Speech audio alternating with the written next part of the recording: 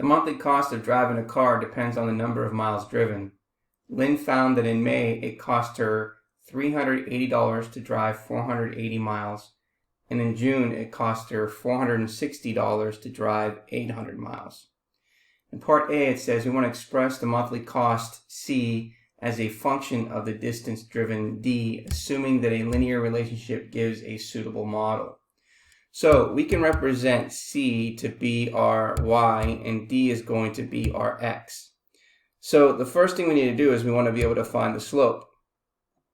Now the slope means that we're going to have the cost of 2 minus the cost of 1 over miles driven 2 minus miles driven 1. Now, since we know that in June that's going to represent 2, so we know that the cost is 460. And in May, the cost is 380, so we're going to subtract 380.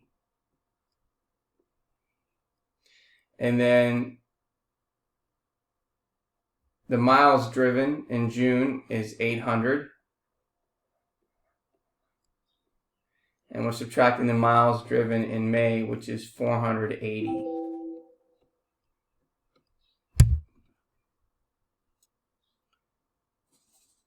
So this becomes 80 over 320, which reduces to 1/4. So now we know what the slope is. And now that we know what the slope is, now we can figure out what is the function. So we would have C minus, we can use the first order pair.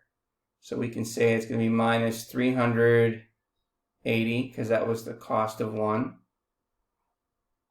which is equal to the slope, which is 1/4 times the miles driven minus 480 miles. So therefore, C minus 380 is going to equal 1/4 D minus 1/4 of 480 is 120. So if we add 380 to both sides, C is going to equal 1/4 D, 260. So therefore, there is our monthly cost C as a function of the distance driven D. Now in part B, it says use part A to predict the cost of driving 1,500 miles per month. So that means we gotta let D equal 1,500. And then we're gonna plug it into our function. So C is going to equal 1/4 times 1,500 plus 260. So therefore, we want to know what is the cost, and that equals 635. So the cost of driving 1,500 miles per month is $635. Now the next question, part C, it says we want to be able to draw the graph of a linear function, and what does the slope represent? So we can plug in this function either into Desmos,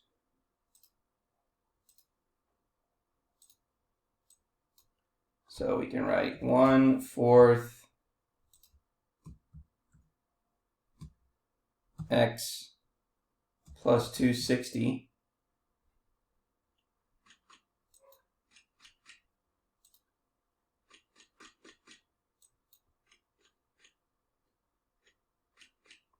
and there is our equation with the y-intercept at 0, 260. So here is what our graph would represent.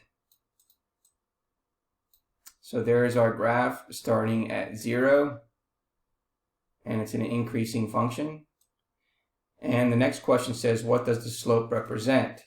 Well, the slope of the line represents the cost per mile, which 1/4 can be reduced to 0.25, which is 25 cents per mile. And now the next question says, what does the c-intercept represent? Meaning here at 260, 260, well, that means that the y-intercept or the c-intercept represents the fixed cost, which is $260.